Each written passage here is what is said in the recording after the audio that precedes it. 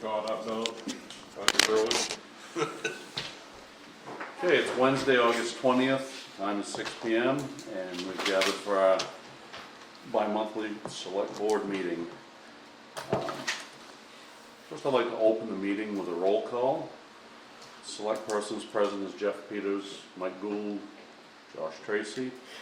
Employees, Brian Mullis, Michelle Nichols, Kelsey Shannon, Matt Blockler, Fire Chief, Lance Johnson, Code Enforcement.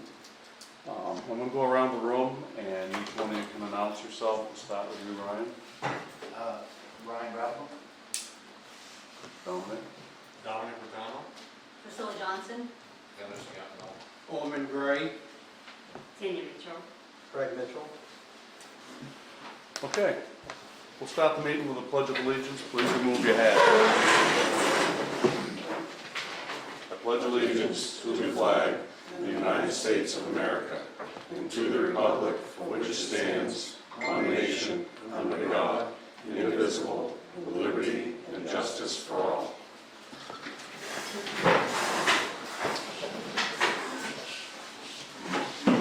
Okay, our first item is open session. Open session is normally to bring ideas, complaints, comments. Does anybody have any items for open session?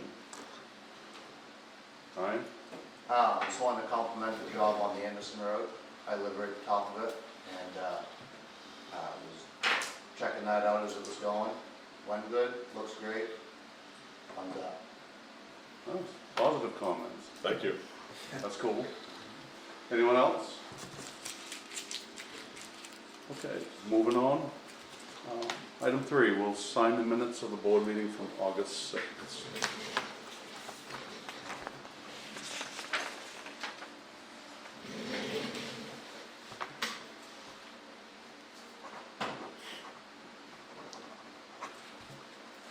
Kelsey, did we determine we still need to do signed copies as well as where we are recording it? We talked about that last time. I think they said during class that we put too much in those minutes, that it's just supposed to be Just open, overview. the vote, like motion vote, and that's Who it for makes the each thing. motion, who seconds it? I think that's what they. Brief synopsis of discussion, and then who voted how is usually what they are. We do keep the minutes because the auditors will ask for those. Right. I was just I curious, think- I what think- we were discussing, and we never really had a solid answer. Right. What we were I supposed- think you're probably better served by having signed copies I of think minutes so. on file. Okay, item 4 is review of the treasurer's warrants. The first one is payroll 65 and 66.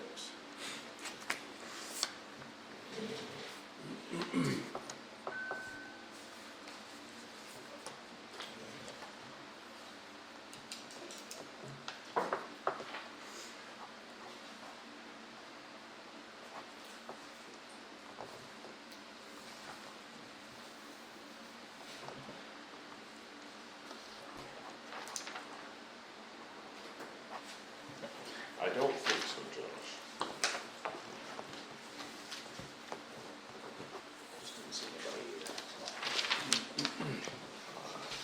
My understanding is that there was going to be somebody here, but, thank you.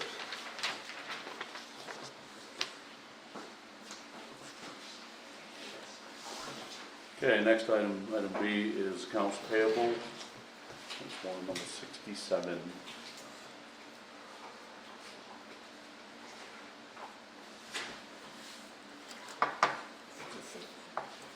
Has the school in it, this one. What's that? Has the school in it. On their new rate that they put out. Awesome.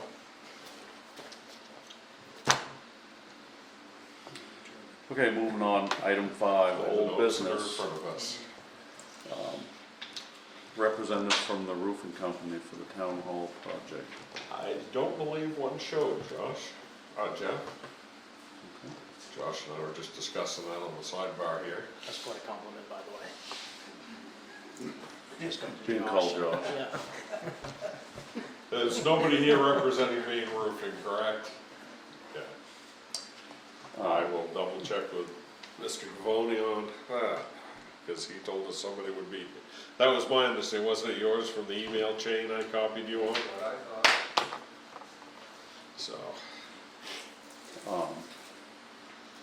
So you will follow up? and I will figure out- follow up.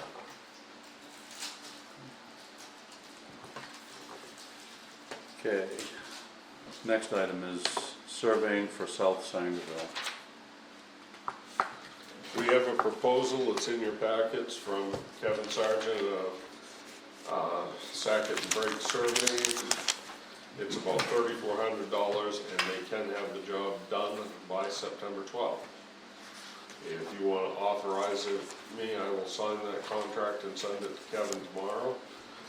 The other option is, Bruce McNaughton came by the office the other day and gave me the name and contact information for somebody he thought might be a good alternative, and so I thought I would leave it to you guys to direct how you would like me to handle that.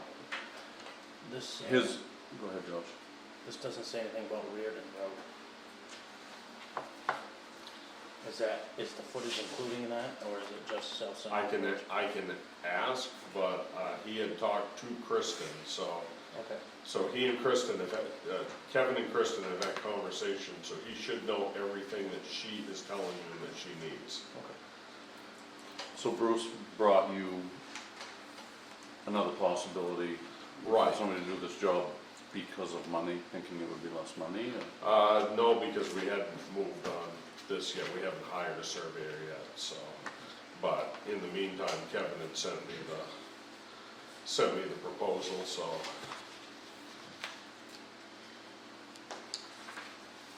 Yeah, my recommendation would be to go with Sackett and Brake. Mhm. I think it's a good price. We've already had him conversing with our attorney. He knows what needs to be done. He's put a deadline that he will have to have this done. And that would be my recommendation, but if you want me to follow up with this other surveyor, I, by all means, will do so. Well, where he's involved at this point, I mean, if the other survey is $1,800, then we probably ought to talk about it, but if it's, I have no idea. I if haven't it's thought- similar money, then there'd be no point in. I was going more on time, and like I said, I've already gone and set Kevin and Kristen talking together, so he knows all the legal requirements and everything. Like I said, I'd be inclined to agree with you on that. and I mean, let's face it, we know we're not gonna get quality surveying done to $1,600. No, I get it. Do you want a motion on this one? At this, I don't think we need a motion at this point.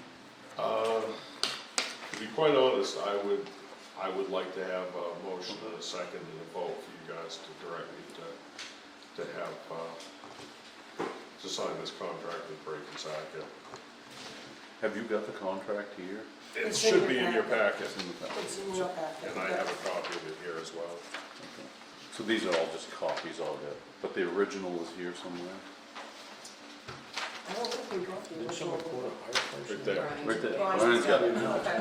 That was the second break on the dump. That was the other quote we've seen.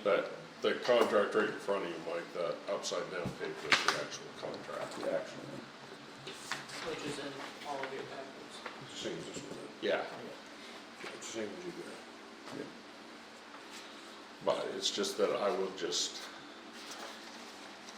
if this is what the route you wanna go, and I again recommend that it is, if you would vote to that, I will make that happen tomorrow morning. I'd make a motion that we accept, or we have Brian move forward with the Sackett and Brake proposal for South Sangerville Grange. Second. Vote. So that's a vote.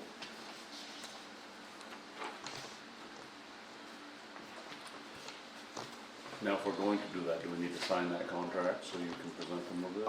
I can sign it, they set the contract up so that I can sign it, so apparently they're good with that, so we'll go with it. Okay, moving on. Item 6, new business. Mr. Mitchell is here on a Troy Nesbit issue. Let me just read what's written here. It says, Mr. Nesbit has moved his junk from his old house to the field behind Mr. Mitchell's home. Mr. Mitchell wants to know what is being done to get Troy to clean up his mess. Mr. Mitchell's house value and business has gone down due to the mess. Okay, I think this is a code enforcement question or topic. Lance, I'd like to hear your opinion When on this. this ordinance was passed by the previous select board, it was a very hot topic for Nesbit's property. And in the early stages of this, I told Troy, take it and put it on the other side of the road out back where nobody can see it. And it would be just like every other personal junkyard that's in this town. We got everything across the road cleaned up. I thought Mr. Mitchell would be happy with that. But apparently, those two have had feelings against each other or something. But if you want me to go after private junkyards that are in this town, that are not visible from the road, you're gonna have to get somebody else to do it, because I'm not gonna do it. There are several. So can you tell me how the ordinance reads? Our ordinance does not speak about vehicles. Our ordinance talks about trash, it talks about, vermin, it talks about scrap metal, and, Troy has an area down front beside Mr. Mitchell's house that is messy looking, but it's not, it is conforming to our ordinance. The ordinance doesn't say everything has to be landscaped and mowed and look pretty. He's got a house trailer, which is not against the ordinance. There's a building, which is not against the ordinance. Last time I went by there was 2 vehicles, which was fine. It doesn't talk about vehicles. If he's talking about everything that's out back, I suggested that in the very beginning to put it out there, to get the one across the road cleaned up, which was the heart of the problem. I mean, this ordinance was written about that piece of property,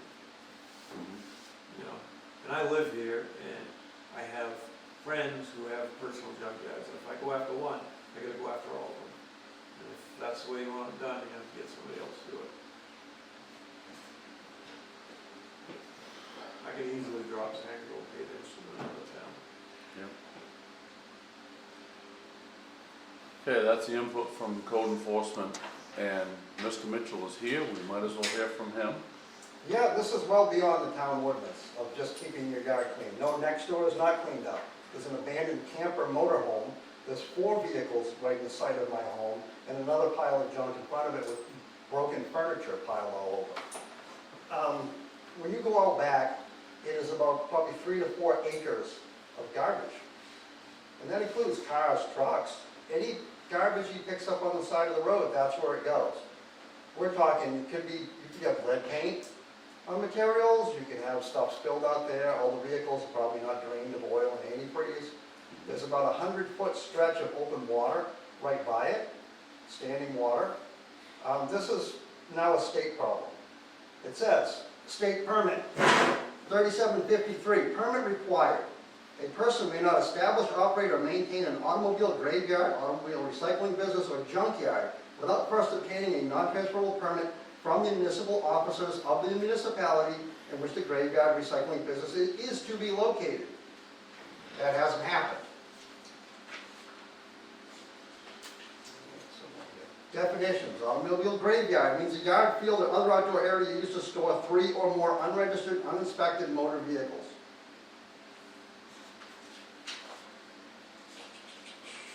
I have that ordinance on my desk.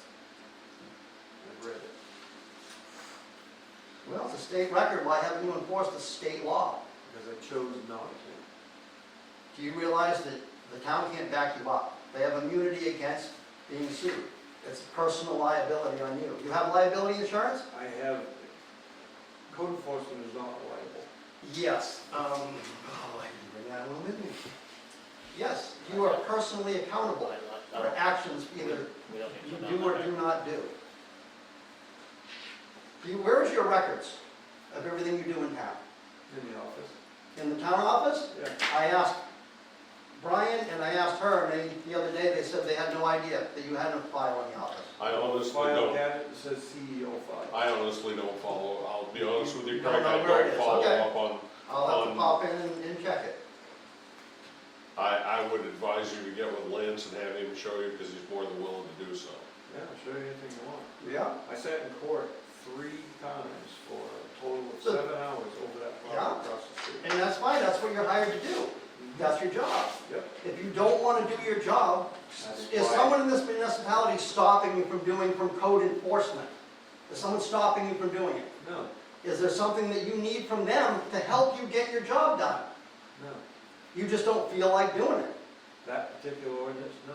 It's not an ordinance, it's a state, you have an It's a state unpermitted, you have an unpermitted, I have many, Junkyard. I have many unpermitted junkyards. then that's, you got a lot of work to do. Yeah, I'll gladly step down from trying to do it. They can get someone else to do it and they can take care of it. I'm not gonna do it. Then is this your resignation today? No. If Then- if they ask for it, I'll. I I'll came give to it you them. first before I called the state, so you're not blindsided.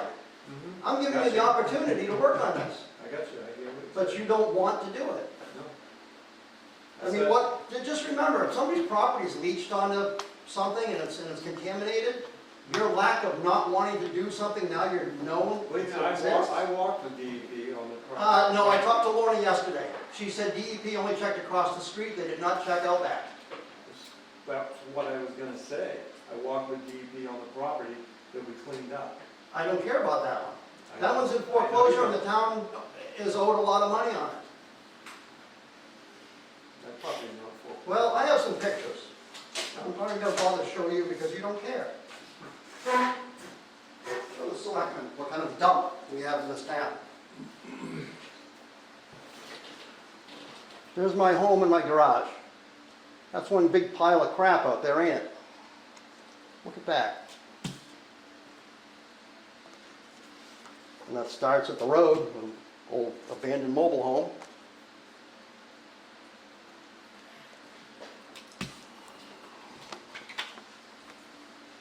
Right there, you can see the water, standing water. And Brian noticed that when I showed him on the phone.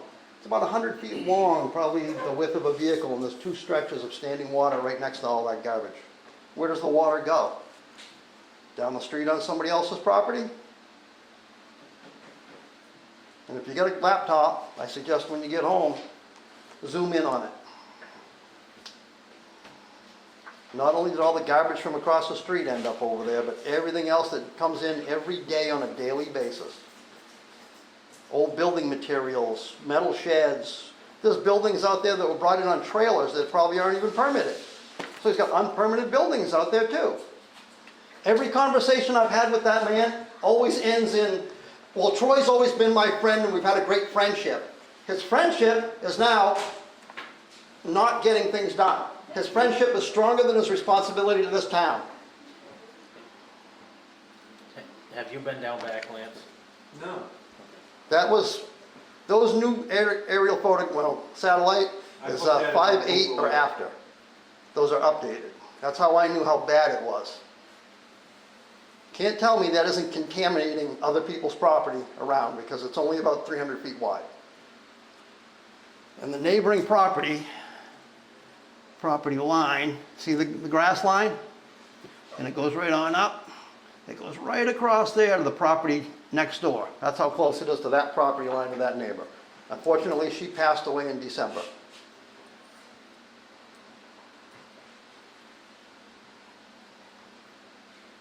Do you feel like we should do something about this garbage that's possibly leaching onto other people's property? Or ignore it and hope it doesn't go away? Because all it's done is get bigger and bigger and bigger.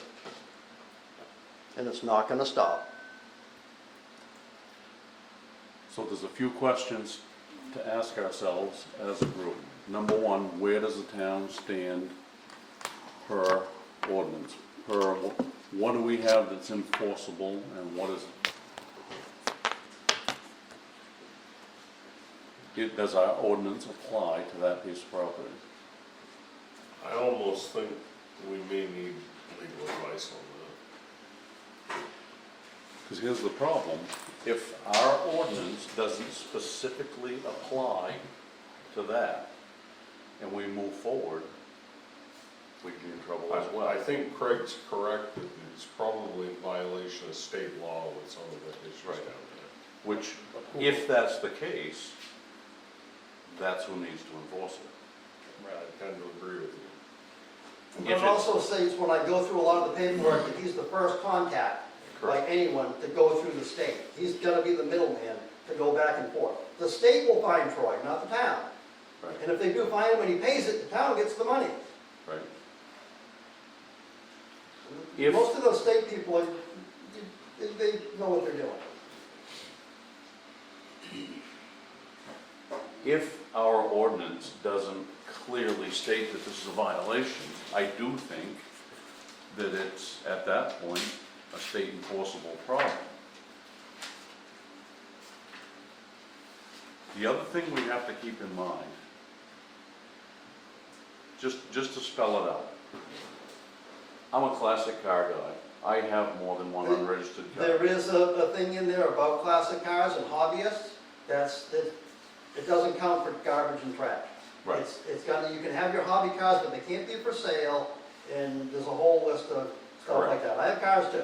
So every move we make as a group sets precedents for the future.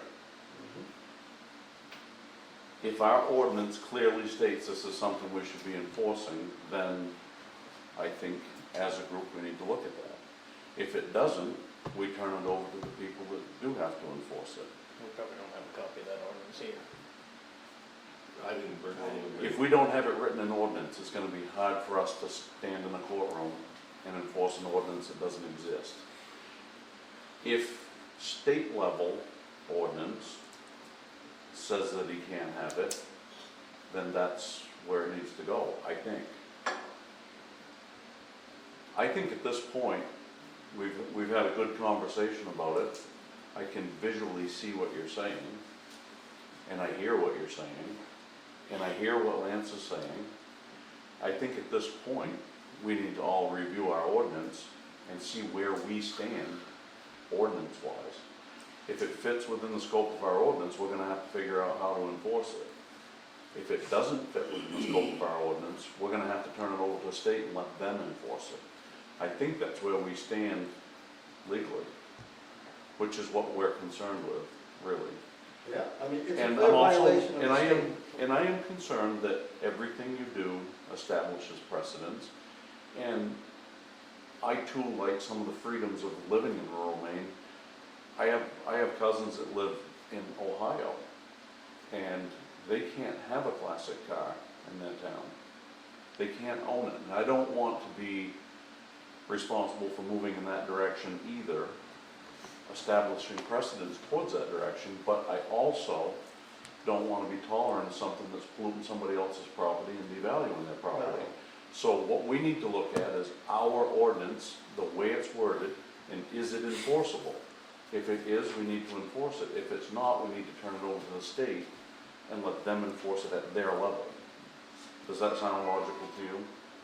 Well, a 1994 Toyota pickup sitting on the frame with no axles under it and the hood and its windshield smashed isn't exactly a classic car. Correct.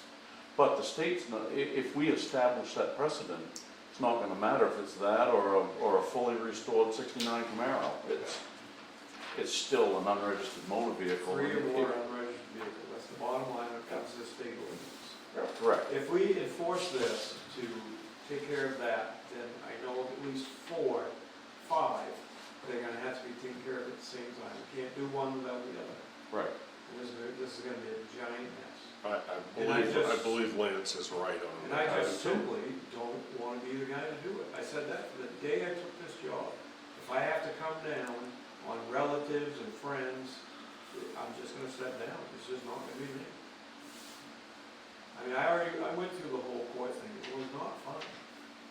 Right, and the other side of the road is cleaned up and it does look a lot better than it did. There's furniture in the front yard, there's another junk car in the yard, Compared to there's what no it plow, was. there's By gas comparison. cans, and still a falling down thing.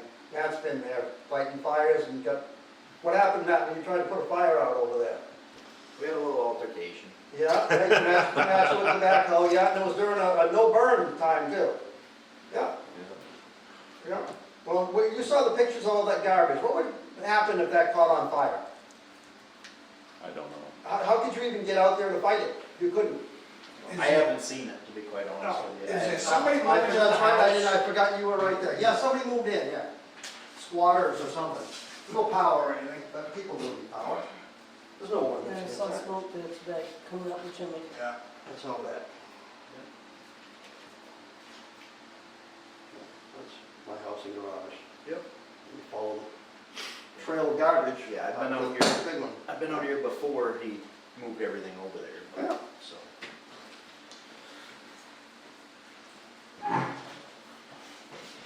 So at this point, this is discussion, and from this discussion, we're gonna take what you brought us, we're gonna take what Lance has said, and I think as a group, we need to review our ordinance by the detail and I see. can make sure everybody gets a copy of that ordinance emailed to them tomorrow. And I think we need to see ordinance, I think we need to see state level too. Yeah, yeah, can you contact someone with the state and present this to them and go, what do we do? It's he's violating a state law, how do we go about doing it? And that's honestly my fear. I've had some conversations with Lance about this, and across the street, he enforced the ordinance with what it had for teeth and successfully enforced it, but it only has so much teeth. And as a group, there's pros and cons to giving our ordinance more teeth. How much money has the town got paid back for lawyer fees? At this point, zero. Zero. We got, what, 20 grand invested? That and then some. Something more than that. And that's only a piece of it. The other piece of it is, living in Sangerville has got its benefits compared to living in a city. So, my vision, and I don't know if these guys agree with me, my vision is, I don't want junkyards like you don't want junkyards, but I also don't want to tread on people's right to live the life that they want to. That's a very, very fine line to follow. And unfortunately, where you live, I understand where you're coming from. So what we can do is follow our ordinance as far as we can, and then turn it over to the powers above us. And I think that's the path we need to take. Do you agree with that? I'd contact the state first. I mean, you already tried the ordinance, like he says, across the street, he refuses to pay, he had the opportunity to get out of it cheap, he turned it down, and now he's completely lost any and all equity in his home, and he continues to take it out on everybody around him. Here's what he did yesterday in front of my shop. And you think this is a joke? It's not a joke. It's gonna boil down with, I'm gonna have to hire somebody, and I'm not letting anybody out of anything.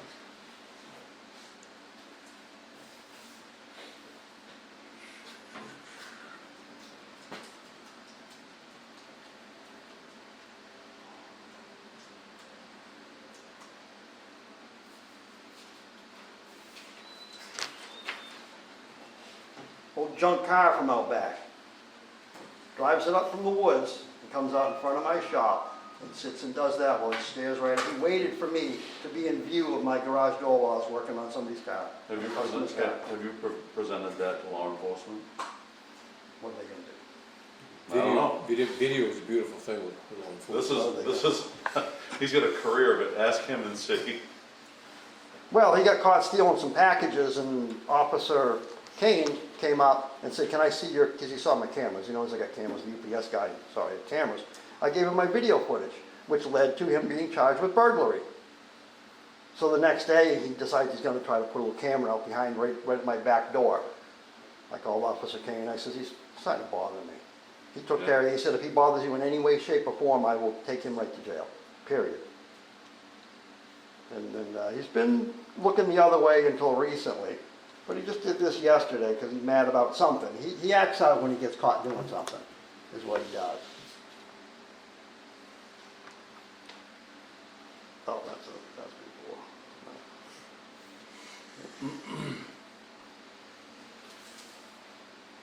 he acts out. He waited for me and then he stared at me the whole time doing it. So with this stuff right here, you're following the right road with law enforcement because we can't do a thing about that. No, but I'm just showing you what I gotta deal with. He gets upset, he gets mad, he goes out, shoots guns. He acts like a child. His childish behavior, just like when he had the opportunity to pay the legal fees and get on with life, put some money in his pocket from the sale of a house. Right. He instead cuts his nose off and spite his face. That's the he has mental issues apparently, some mental health issues. Well, we're not psychiatrists, No, I can't but answer that obviously, question. there's a problem there. Okay, so we get the gist of it, and here is, and I don't want you to think that we're trying to broom anything under the rug, because we're certainly not. Yeah, you Are gotta you- go about are it the you- right way, because you probably only get one shot to do it. Well, Lance spent 7 hours in court last time on the other side of the road, and we spent a big pile of money on this. And if it's in violation and it's against our ordinance, we probably will need to do it again. But we need to understand our ordinance before we can commit to anything. And what you've brought to us, we hear you. Code enforcement hears you, and we're all here as a group. Oh, I understand it. Also, on the state enforcement, there was a section in there, I didn't get the whole thing, I read some of it, about repeat offenders. It streamlines the repeat offenders, it goes right to them, not, well, we're gonna give you time for this or that. No, it says repeat offenders, the municipality can go on the property and rectify the problem, whether they like it or not, and then charge them for it. So from this, let's get a copy of the ordinance. I will to get each that one of us. copy of the ordinance out to each one of you. Do you want me to run a copy of that ordinance by Kristen, so she has she already seen it, was she involved in it? Because that ordinance was done before I was, Right, she's been involved with the previous case, she knows the ordinance inside and out. I was gonna say, she's not the attorney on that one though, it's Redmond, somebody from Oh, Redmond that's right. Winchell. Redmond Redmond and Winchell. Winchell. Yeah. When was that ordinance developed, Lance, do you remember the time frame? Spring of 20, it was a 21. spring meeting, a town meeting of October 11, 21 2021. or 2. Okay, so it's a couple. George was code enforcement. October 11, 2021.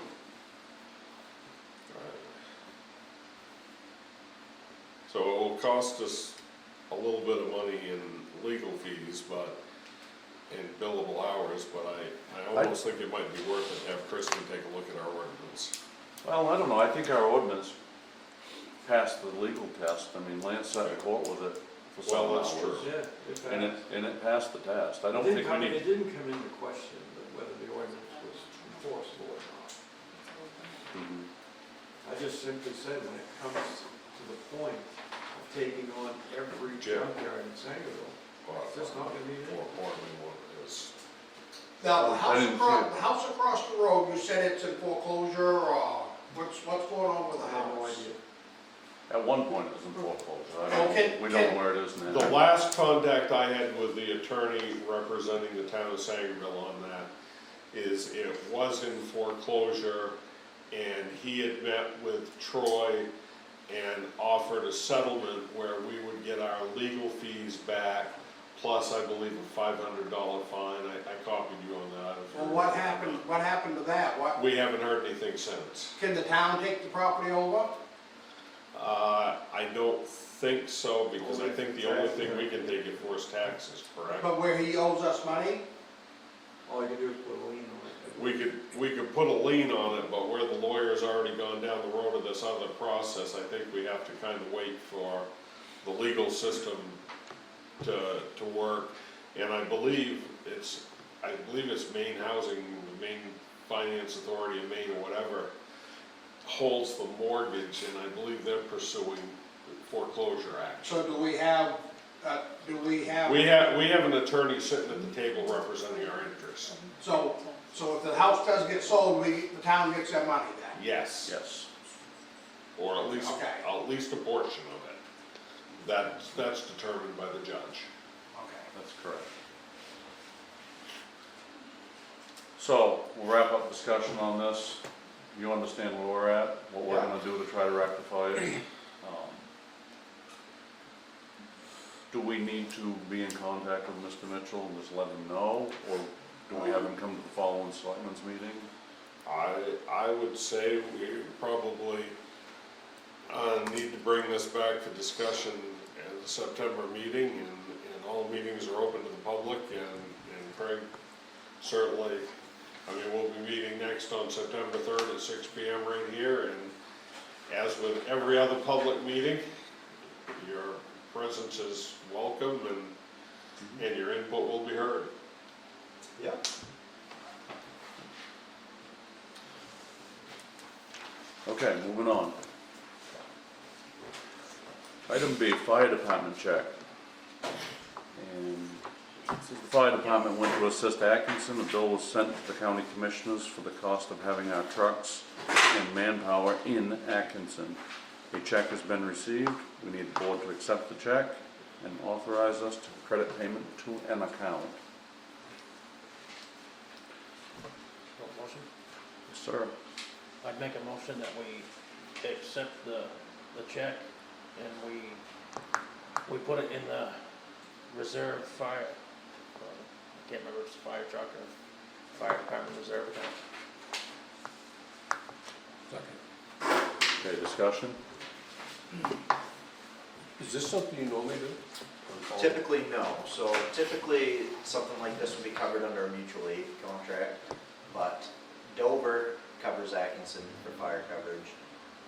The county commissioners, because it's unorganized, manage it, and they refuse to sign a contract with Dover, so Dover is billing them by the call until a contract is signed. We covered a call for them while they were busy, so it was suggested that we do the same, because it's not covered under mutual aid anymore, so we billed them for the call that we went. Matter of fact, Brian asked Matt to bill, Brian, being Brian Goddard, the Dover Fire Chief, asked Matt to bill the county for that, to maintain standard of billing them for.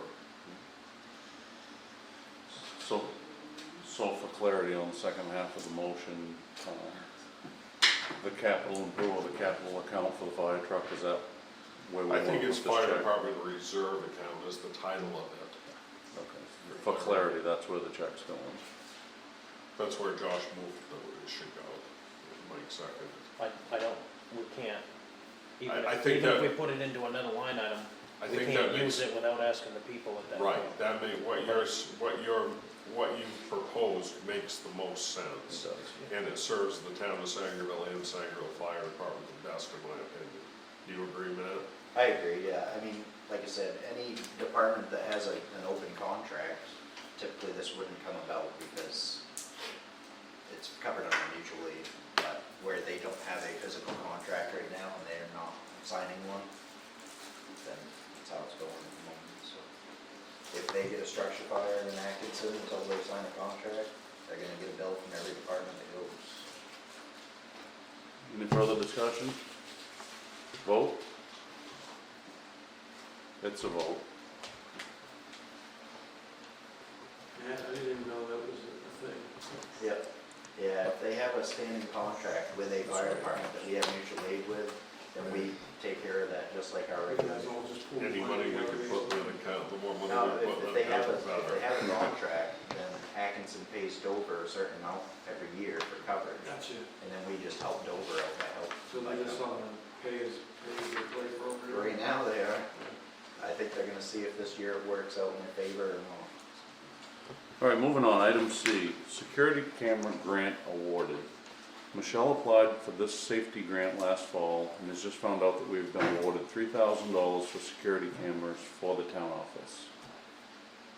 So I had done a quote with Eagle at one point, and this came about because when Jeff Libby was working with us, we were putting the Eagle systems in and with the computers and things.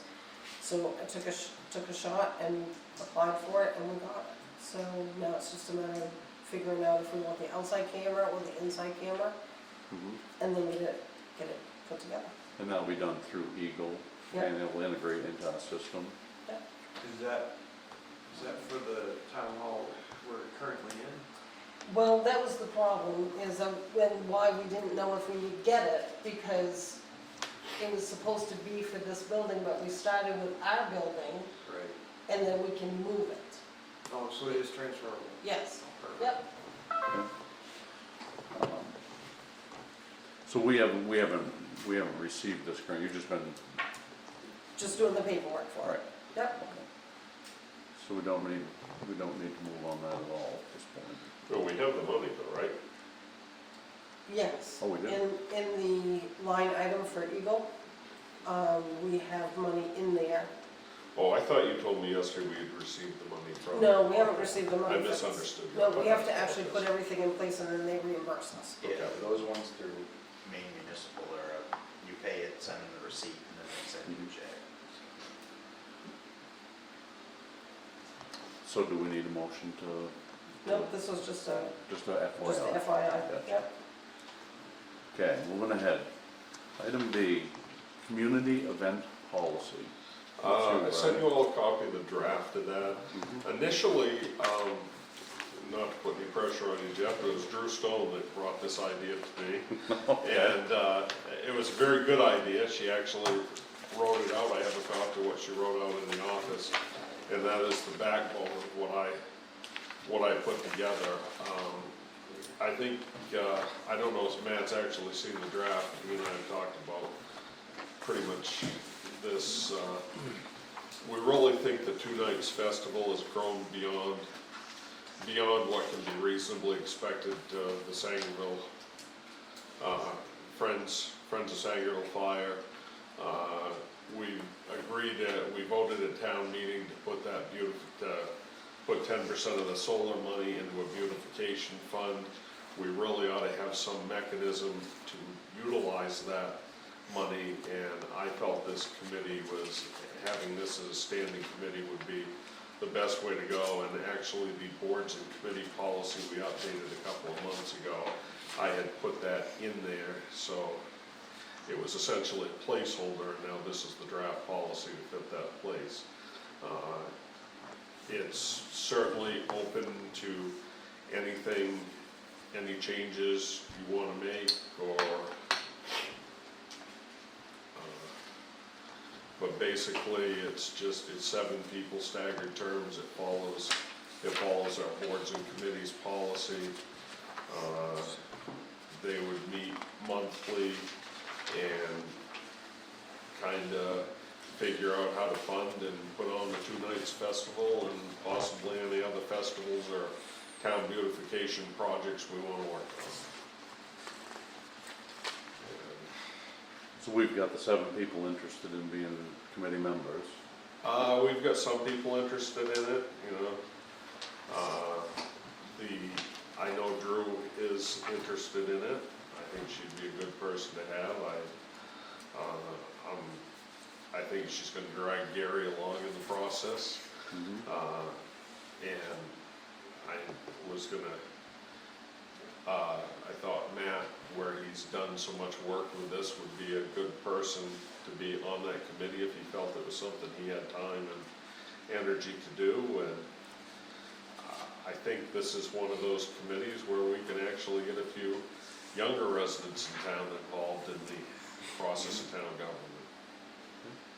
So yeah, I have 3 or 4 people in mind that I want to talk to and have talked to, so if you want to make that policy a reality, we'll go ahead and get some information out so people can come in and see us and volunteer to do it if they want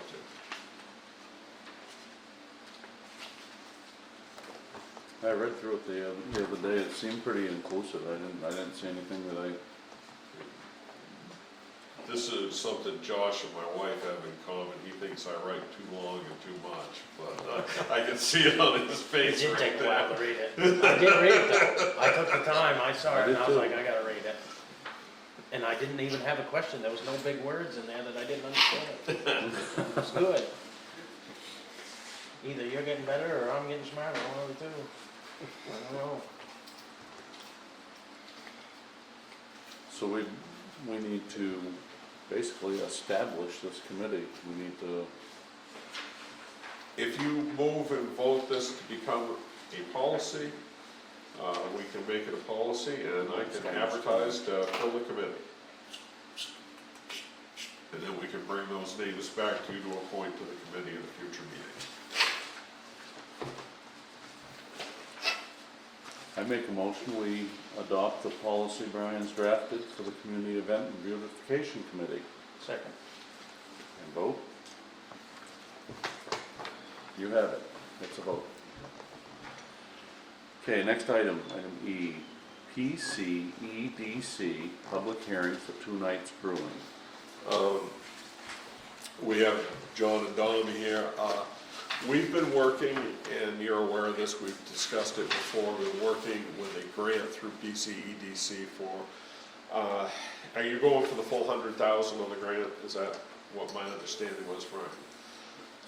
Basically, this grant, if they receive it, and they had to put a letter of intent in, and we worked on it with that. They put in a letter of intent. The letter of intent got chosen, which means they're invited to apply for the grant.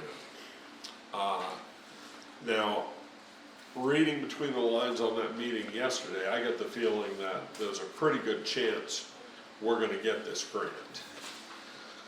So what it is the town actually oversees the grant. PCEDC sends the grant to the town, but we're a pass-through. We don't have any fiscal responsibility here, no tax dollars are involved, but we pass that money through to John and Dom as they do what they need to do on the grant. And for the 100,000, you have to come up with 2 or 3 full-time equivalents. It's 2.5. 2.5. Two full-time or like 4 part-time. Okay. Yeah. And this really will allow them to significantly grow their business. The public hearing is a requirement of the grant process. And it basically gives the opportunity of the citizens to come in and ask questions, John and Dom, about what they're gonna do, how it's gonna affect the neighborhood. And quite honestly, I can't really see any real objections to this. It's just, it looks to me like this is only a positive thing for us and them. So I had suggested and the grant application has to be in by September 26th. I had suggested for a public hearing, we do 5 p.m. before our next stated meeting, which would be September 3rd. The only problem with that, public hearing has to have 10 days posting in the newspaper. We can still, I think we can still make that. September 3rd is 2 weeks from now, it's 14 days. Right? Yeah, It's, so, and we don't have to have it in like the BDN or anything like that. We can get it in the Observer, we can get it in. I think you just said one paper, really. Right, or the Gazette, it doesn't matter, it requires to be posted in the newspaper. They said 7 days is what the Economic Development Corporation people said. But the sooner we get it in, the better.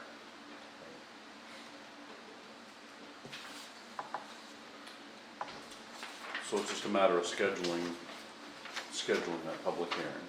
Right, so, but I mean, if we did the BDN, we could actually do them, they could have it in by weekend. I don't know what their time frame is. I know that Eastern Gazette, you have to have it there by noon on Monday, and that gives you 9 days. At Bangor Daily, you could have it for this weekend if you wanted to. Yeah, so let's just do Bangor, we'll do it, we'll contact Bangor Daily tomorrow and run it from there. If we can get it in the Bangor Daily for the weekend paper, then we're all set to do it at 5 o'clock before our next select meeting. If not, we would have to go to, would be the 17th, which would still be doable, but, I mean, still have Just to. pushing it out further. Yeah, so I'd rather do it on the 3rd, if we could do it on the 3rd. But I thought you just said it has to be in by September 6th. You have to meet 26. before.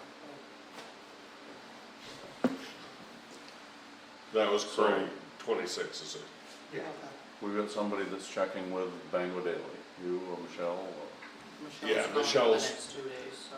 Oh, okay, I'll do it. My surgery was canceled, so if I have to come in tomorrow to tend to some stuff, I will. No, you don't have to, I can contact Bangor, I'll contact Bangor Daily tomorrow. Okay.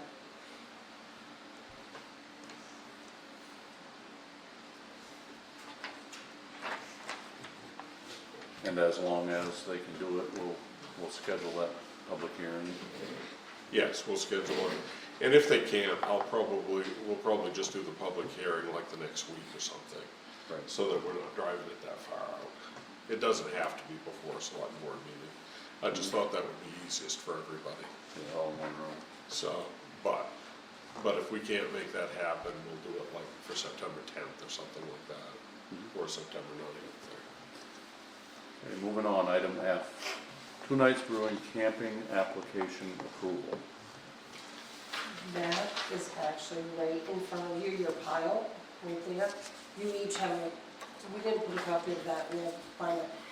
That doesn't have a place for the board to sign, Okay. but because it attaches to their liquor license, you have to approve it in your meeting. Lance needs to sign it as the plumbing inspector because of the water. I was there today, I met with, Jason Zobin, the state health inspector. They're all set for porta potties. They are. So that's the Can I one. sign, is that the copy I signed? No, We had no, you had a copy. So this one is the other one that came through the email. I can sign that one too.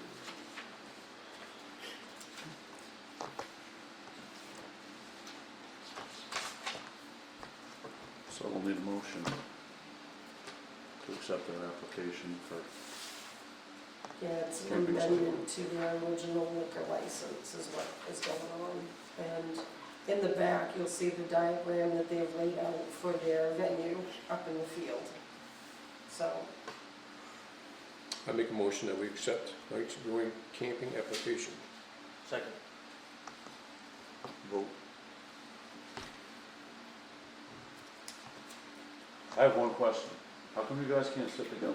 Well, I came in late, I didn't want to make a big scene coming in. Oh, okay. I was just wondering. Oh, I did. They sat together yesterday at the meeting we had with the state, if the Scotticus I'm Economic sure in Development. school they were separated. It's 13 years difference. Yeah, we were. Yeah, so many of them, you know, it's like the exact same one. Okay, moving on. We're gonna have Lance sign that Yeah. while he's right here. yeah, that'd be the easiest. So probably what's gonna happen is if we continue on with this next year, we should do this in the beginning, because this is good for the rest of the year. Yeah. Not that we plan on having camping all the time, this weekend happens to be a 2-day weekend. And we gave them the option to camp out. So the state came back and says we need permits for camping out. And all the other stuff that I was talking about. Woodstock, Sangerville. But this, you know, I think from now on, we'll do this in clean and cover something for the whole year. And so many people are allowed to be there. And this is basically just an addendum to his liquor license. Right. Gotcha. Big learning curve. Okay, moving on, item H. Supplemental from Melanie McNally. Miss G. G. By Miss G. Yep, I did. it should be Cheryl Palmer. Okay, abatement and supplemental for Virgil and Cheryl Palmer. It says, property assessed to the wrong taxpayer, abatement issued to fix the issue, map 9, lot 13. Supplemental to MLK Realty LLC, who is the correct owner, map 9, lot 13. So they should be lined right up. Big green. Yep, the big paper clip. Big green paper. Keep The yellow. going. Yellow.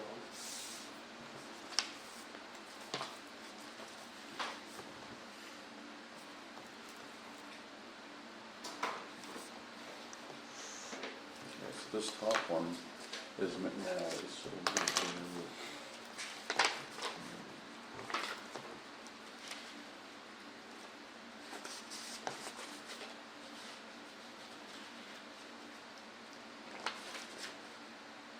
Okay, this one.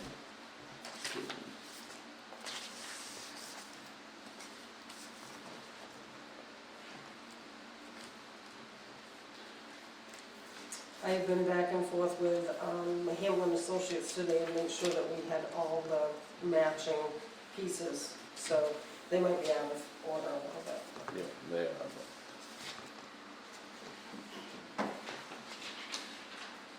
So basically, we're doing two to, But yeah. once a tax bill is issued, the only way to correct a tax bill is to do an abatement, making that correction that they don't owe money, Then, and put it onto the person who Right. does owe the money. okay. So,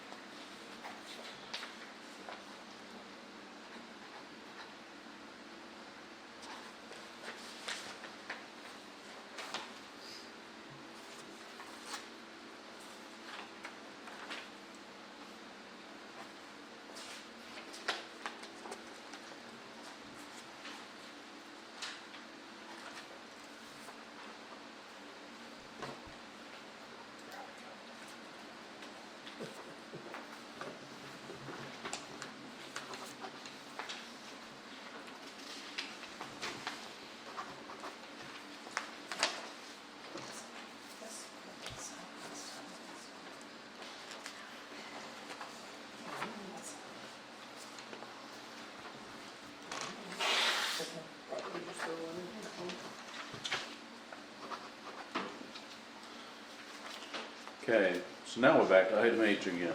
Supplemental for Melanie McNally, map 4, lot 36-2, and map line 9, lot 1303.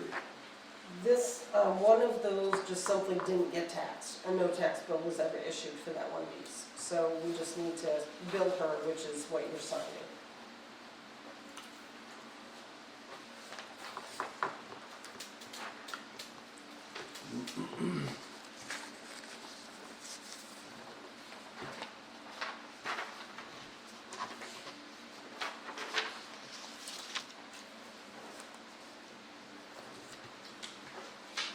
Okay.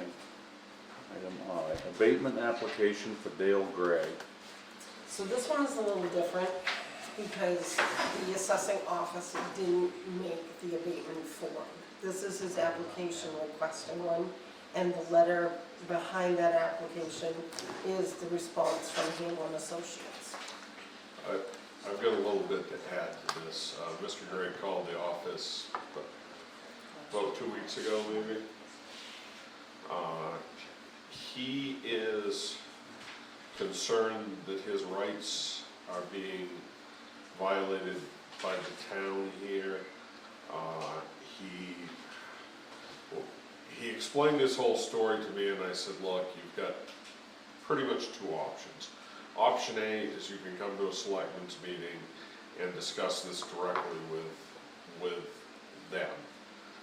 He was not amenable to that for, I guess, a variety of reasons.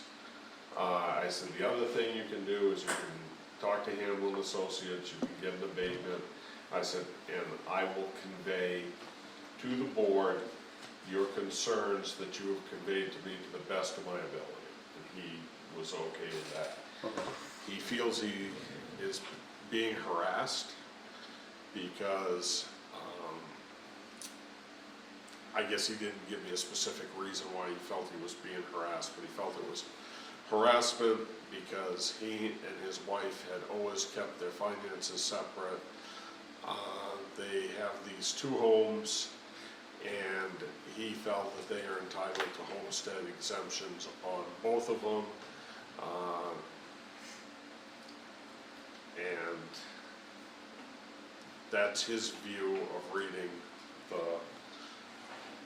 the laws on this. I just said I would pass on your concerns to the board. I certainly don't want to say anything to sway this matter in one direction or another. So, What does Josh think? so what I'm gonna do is, first I'm gonna read Dale's statement, or his application for abatement. His application for abatement, the title is to restore my homestead exemption. This has been my legal address as a registered voter for the past few years. Last year, the old camp was torn down. I had purchased a camper to live there until the new building was up. At no time was there no power or lost the ability to pull water from the pond. And the lot has a privy vault for septic. My lot maintained the ability to live there. I reside over 6 months of the year there. I was never notified of any discussions or asked any questions. Please let me know when this is discussed and voted on to remove my homestead. Also provided is any documentation to support this. That's Dale's statement for abatement. Now I'll read Josh Hamlin's opinion. Josh Moore. Josh Moran at Hamlin's opinion. I always get them messed up. I do the same thing also. All right, and this is dated 8/5/25. It says, "Dear board members, I have been in contact with many assessors for advice on this matter. The law for the exemption does not clarify that an individual for that home must register to vote and register the cars with the same address that they are applying for the exemption. If Danielle Gray is a registered voter and registers her vehicle at 413 Silvers Mills Road, then she does qualify for the homestead exemption. If Dale Gray is a registered voter and registers his vehicle at 113 Anderson Road, he qualifies for the homestead exemption at this address. The other thing mentioned was, do they file income taxes as married, living separately, which is going to be hard to prove without seeing their filing status. The law also states that the intent is to be living there. They still get it in the case of rebuilding a home or going into a nursing home. The intent is to live there, so they should still qualify. In making your decision, I would add a comment on the definition and why a state auditor thinks they shouldn't get the homestead exemption in both places.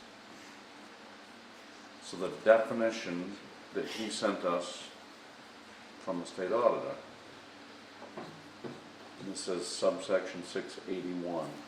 Permanent residence means that place where an individual has a true fixed and permanent home and principal establishment to which the individual, whenever absent, has the intention of returning. An individual may have only one permanent residence at a time, and once a permanent residence is established, that residence is presumed to continue until circumstances indicate otherwise. The second, a tenant, and this is 36 MRS subsection 555. A tenant in common or joint tenant may be considered sole owner for the purpose of taxation. Tenants in common means each owner has a specific interest that can be sold or transferred independently. Chapter 6, Real Estate Taxes. Joint tenants means all owners own the property together. This ownership structure allows a property to automatically transfer to one of the parties upon the death of another. It is a good idea to note this in assessment so you can change ownership when necessary. This property structure is referred to as undivided real estate. And then he gives us one more example. Tenants in common and joint tenants. A tenant in common or a joint tenant may be considered sole owner for the purposes of taxation, unless the tenant notifies the assessor on or before April 1st in the year in which separate assessment is first requested, what the tenant's interest is, and provides accurate description of the tenant's interest in the property on a form provided by the state tax assessor. And then Josh goes on to say, both properties are owned as joint tenants, not tenant in common. There is nothing in the statute that says a married couple cannot receive two homestead exemptions. But they do have to register to vote and license their vehicles at different addresses. I believe the town has already verified that they register cars and vote at different addresses. I wish this matter was easy to define in the law, but after taking with other assessors, this is going to be an ongoing problem with different interpretations of the law. That is Josh's opinion. Josh, our tax assessor. I think there's enough ambiguity there, so that this one isn't worth the fight. Gotta be honest. The only little piece to roll into that is everything you do establishes precedence. I understand that, but I don't see this as something that a lot of people are gonna tend to do. And even if they do, again, there's enough ambiguity there, enough so that it sounds like it could theoretically. And to be clear, as a board, we've never discussed this topic in a meeting that I can remember, have we? I gave you copies of that at the last meeting. But I mean, going back before that. No, we did, because we took the homestead exemption away You under did that this Josh's recommendation last year. Okay, I remember doing that. okay. I just wanted what had happened out there so that we can make a, Because there was an email, and then you had a board meeting, and then I talked back to Josh, you had agreed with Josh's decision, and so, yeah, it was discussed, it was on.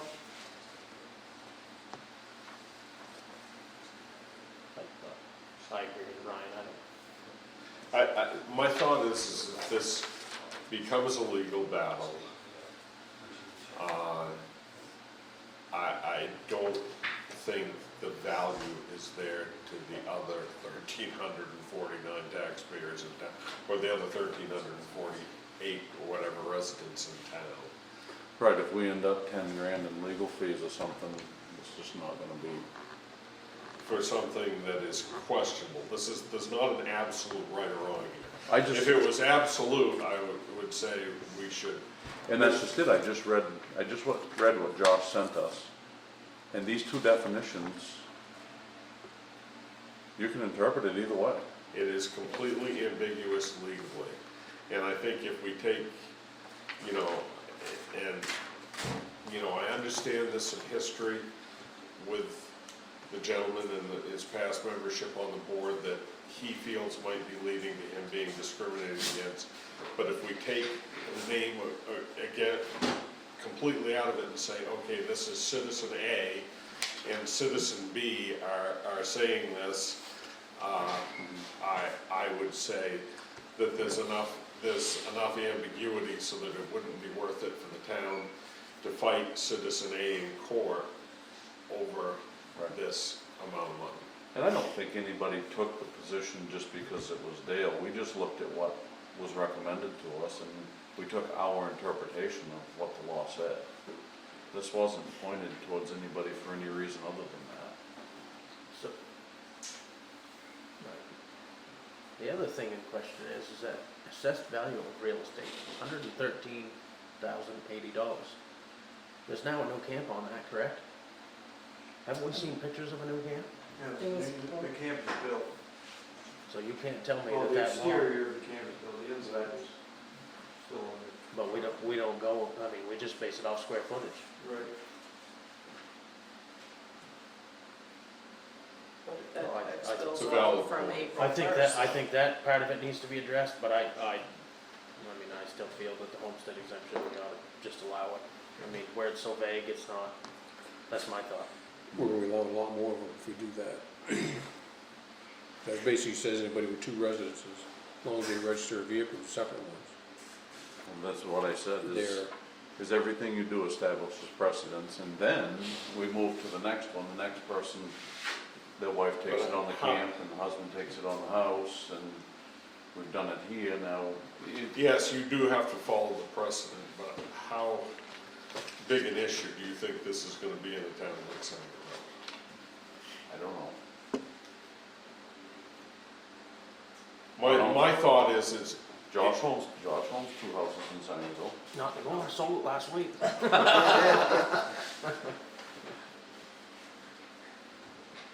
That's my only concern is, And it's a valid concern, however,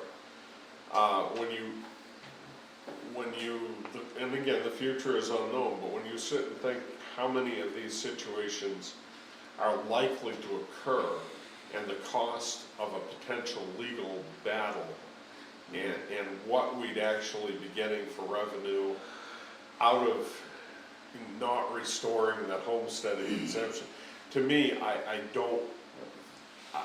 don't think denying the homestead exemption is in the best interest. That is my opinion, but I am not a municipal officer, I am a municipal employee. and it is, this is a difficult call, because I can interpret, if I went in with my head one way, I can interpret it and back up my story, and if I went in with my head the other way, I can interpret it that way too. And I feel like I could back it up both ways. So now it's very vague, but we are opening the door to everybody else doing it. Then don't do it. The only problem is, we're gonna end up in court.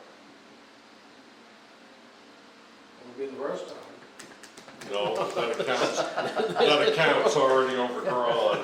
Yeah.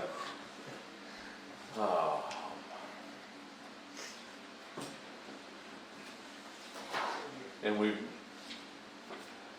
I thought, I don't know, do we seek advice on this, or do we? So it's an option. Just go by facts. That's all. But the facts are, here's the facts. I just read to you what that says, and I can interpret it from our vision as a town, and I can interpret it from his vision, and I feel like I can back up both stories right in the law. So now which way do you go? It is a hard call, it's a loophole for sure. But it's a loophole imposed by the state. It's just, Correct. it's a legal loophole. Yeah. Right. So we're, So our choices are to seek advice on it, to grant it or not grant it. Those are our three choices.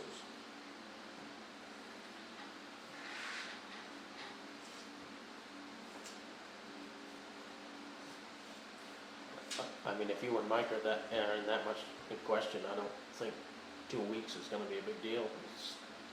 That's legal. I can certainly put this all in an email to Kristen tomorrow.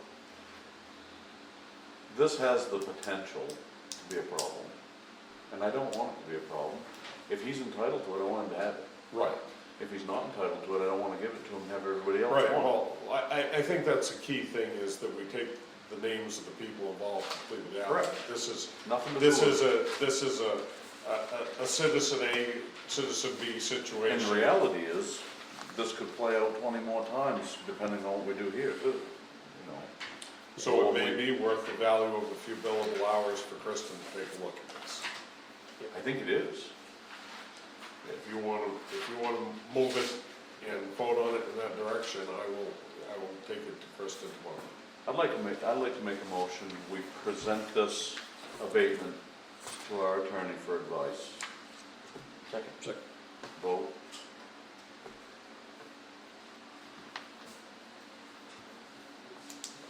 I will get that off to her tomorrow.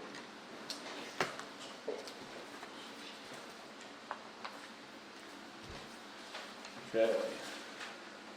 Item J, abatement for Pisco Holdings LLC.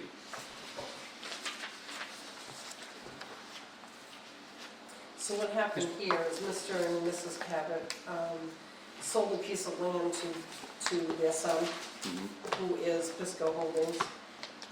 But when it was transferred, all of the land was transferred.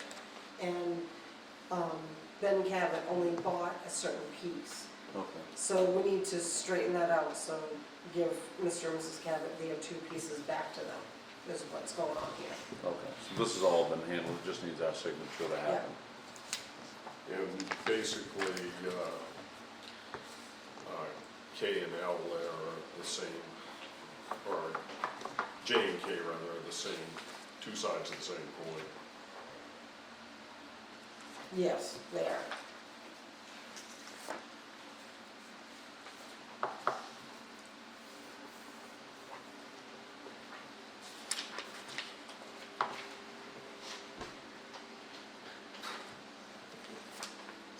Getting away from you there. That, where did the chairs go? I hit them in the back. Yeah.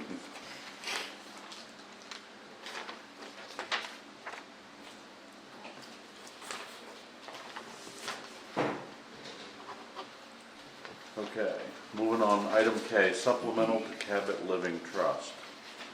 Was that, That should that's all the, been together. that was the second piece that we signed, that's Yeah. how I understood There it. should be 4 pieces of paper Yeah, for it's just that. separated on the agenda.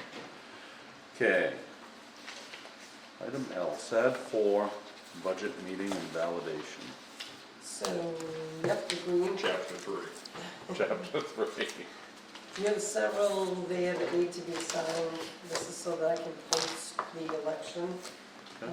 We go September 9th to vote. And these are all the same, just They're all the copies. same, we just need to have you, yep, sign them, so I can post them when it's time. And to make it clear, this is so that you can Open the conduct polls. the polls. Yeah. Yep, Gotcha. Have they come up with a new budget yet? they go to their budget meeting August 27th. Which is a week from Going, I should. I'll meet you there. It's the second day of school. At least one of us ought to be there. It's the second I'm day not of going to school. school, I don't take the kids to school like that. I know, you remember?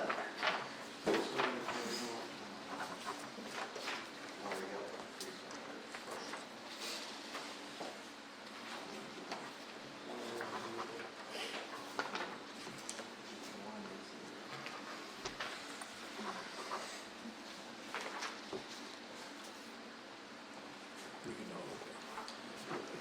all An additional note on here, the validation election will be held on September 9th at Grace Bible Community Room from 8 a.m. to 8 p.m.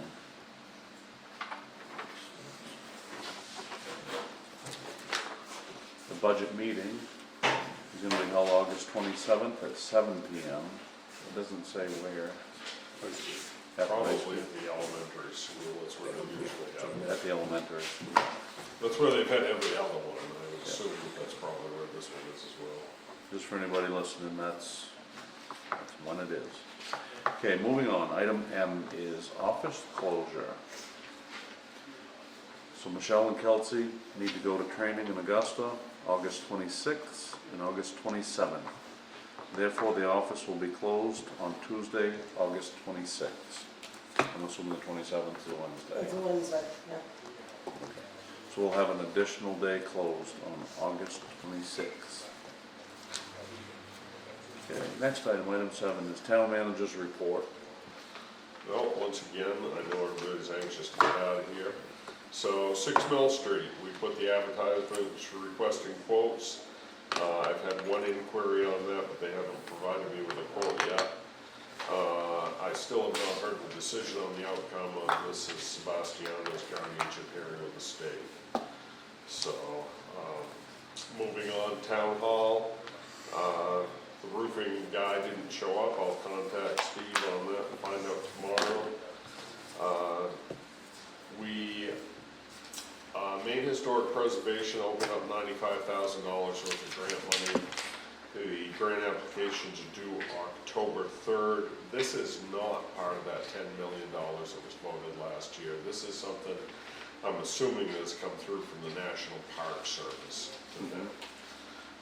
So I have asked for a joint meeting of the Town Hall Committee and the Historical Society. Invited Steve to it, and that's supposed to take place a week from tomorrow night on the 28th here, so that we can all discuss and I can get some input from them on different components of the grant application. So I'm gonna hopefully have a rough draft of the grant application done, and we can kinda there's gonna be some specifics I'm gonna be asking for people in that group for that to help us have a better grant application put together.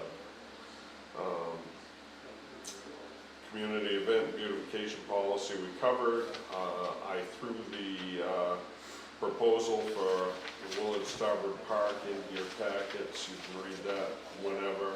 There's nothing we need to do on that right now. I'm gonna go to the Abner Wade Masonic Lodge and see if I can get them on board to put some money into this. And then the Grand Lodge of Maine should be throwing some money in as well. Main Trails Grant, that's gonna be due on September 26th. The Knights ATV Club that was all gung-ho here in the early part of the summer, I haven't really heard a thing from them, and I've reached out to them a couple of times. So they're not gonna be in a position to really be able to do much as far as ATV trails. So I'm gonna concentrate, and there's 4 rounds of funding on this the next 4 years. For the first round, I'm gonna concentrate on getting some money for walking trails, nature-type walking trails in town, on land we already own, meaning, the Forestry Committee suggested one on the Bean Hill Road woodlot. There's a vernal pond in there that, they all felt would be a great walking trail into and out of. The work has already been done by one of my predecessors on the trail up here behind the town garage. I want to look into that. And we've talked about doing a loop trail around the Veterans Memorial Park. And basically, most of the funding I'm going to request is going to be for signage, so that we can get money for signage for those. Because I think we're going to go with pretty much just unimproved nature trails that hopefully we can, we'll put some other money in there for some, removal of material and stuff like that, maybe some parking areas, but that's really where I'm gonna concentrate on that. Surveying, we've taken care of that. We're still looking for an animal control officer. We're advertising everywhere. I actually talked to Joe briefly tonight. He doesn't really know of anybody that's looking to take over. So we'll just keep doing the best we can on that. I have a meeting a week from, 2 weeks from Friday, September 5th anyway. Regional or area town managers get together first Friday of every month. I'm gonna see if anybody else is in the same boat, or see if anybody's got any ideas. Beyond that, I'm really not sure what we're gonna do there. The 2 nights grant, we kind of covered that.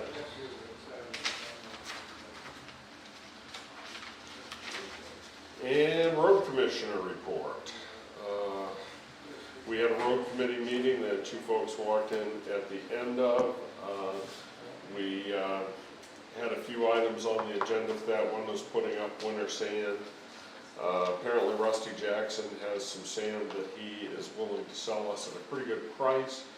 We are going to have that sand tested by Maine DOT to make sure it meets specs. If it does, we'll buy at least part of our sand off Rusty and save the town some money and help out a local businessman. If not, we'll go to Plan B, which will probably be buying it off L&M.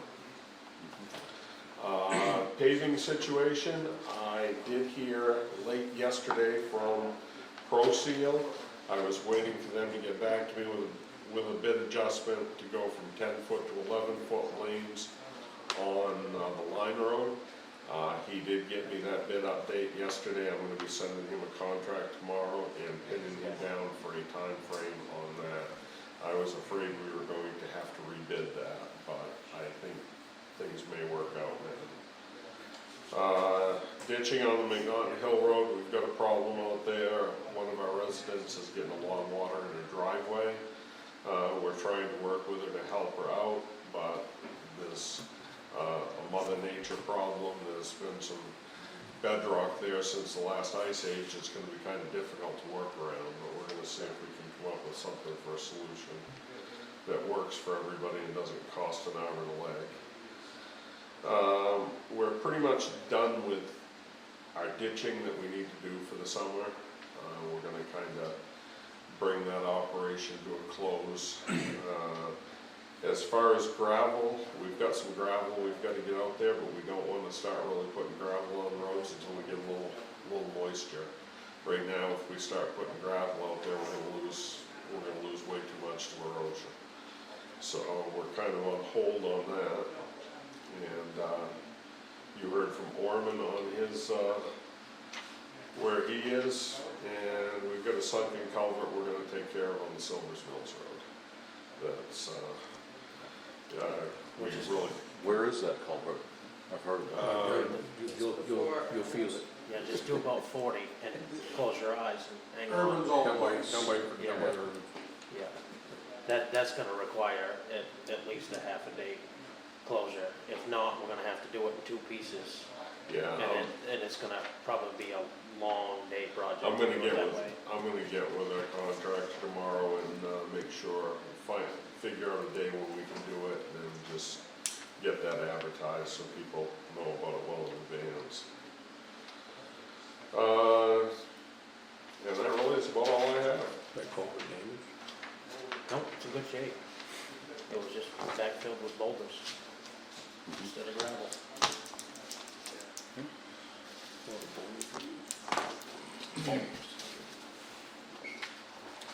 Basically, all the material washed out around a few big rocks and all of it settled down in between them.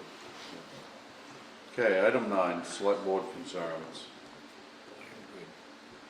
The only thing I have, and I've got just a couple of questions on where we're at, is Abby Fowler. Have we looked I into that? have not done anything with that, I'll be honest with you, Josh. Other than I asked Cam about it, and Cam brought in paperwork that, from his attorney that said he owns it. Yep. Okay. So, and I don't really know where to go with it, to be 100% honest with you. Weren't we gonna have Kristen look at the, I can do that if you, I thought that's what we were gonna do.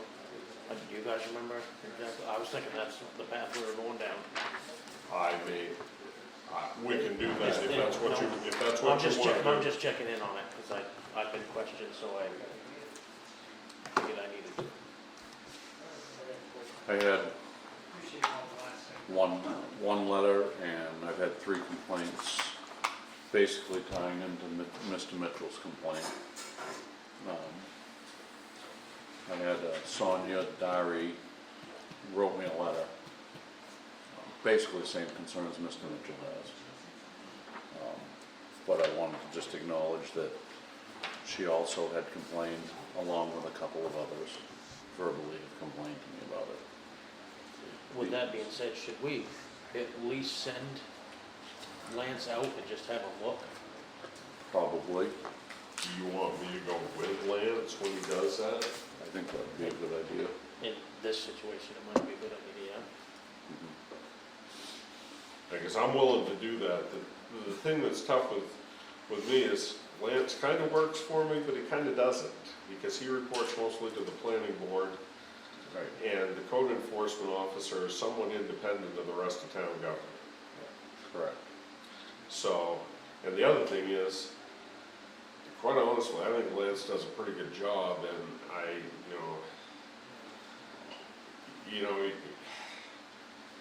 you guys know what I'm saying here. I want to keep things positive. Right.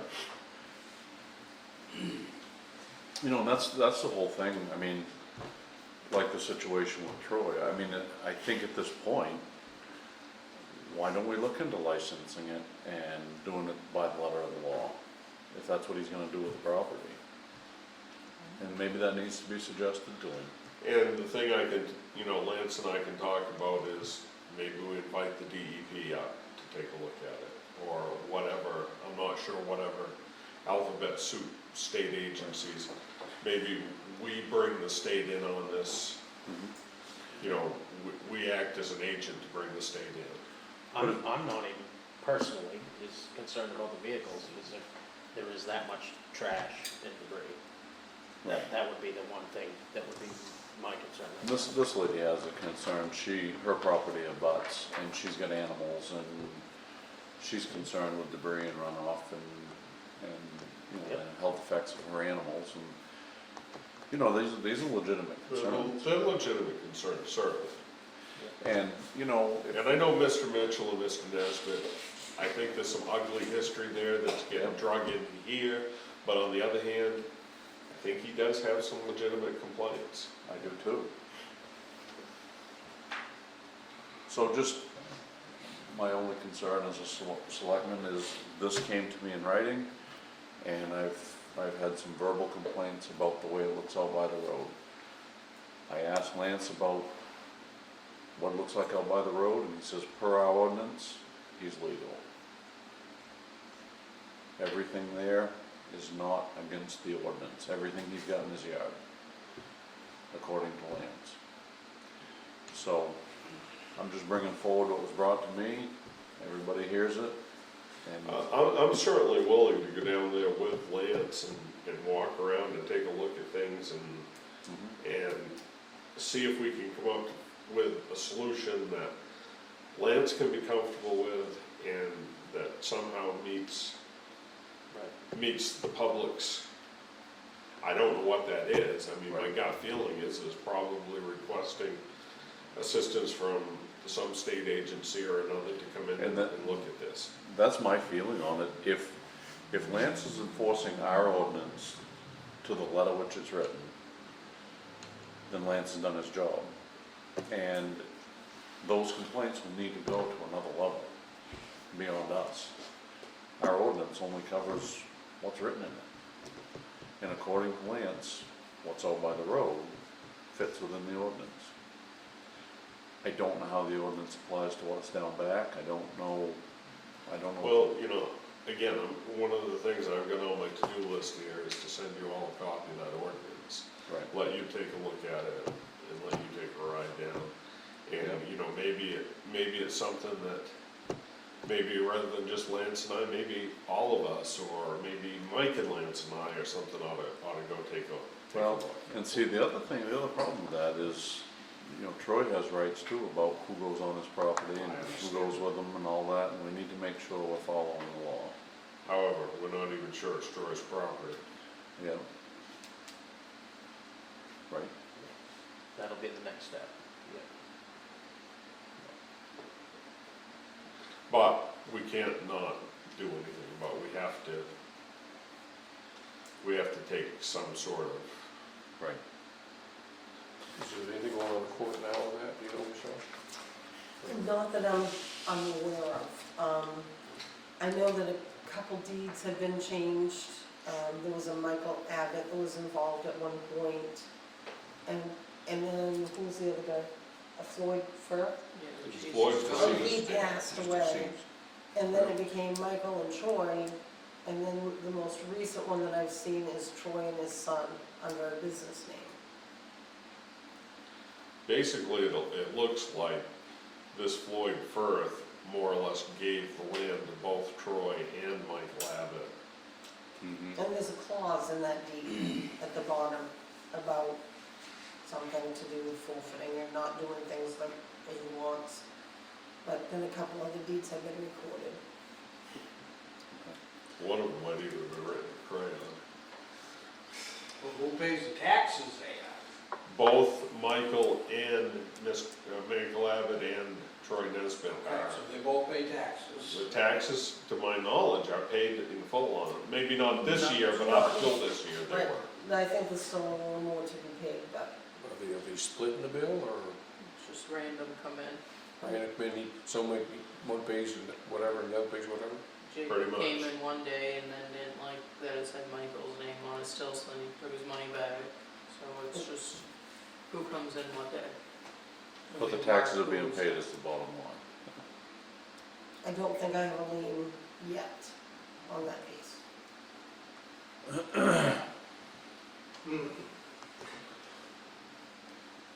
Okay, that's all of my concerns. Moving on to item 10, no executive session that I'm aware of. Make a motion, we adjourn. I second that motion. Vote. We are adjourned at 7:34. For as much as you guys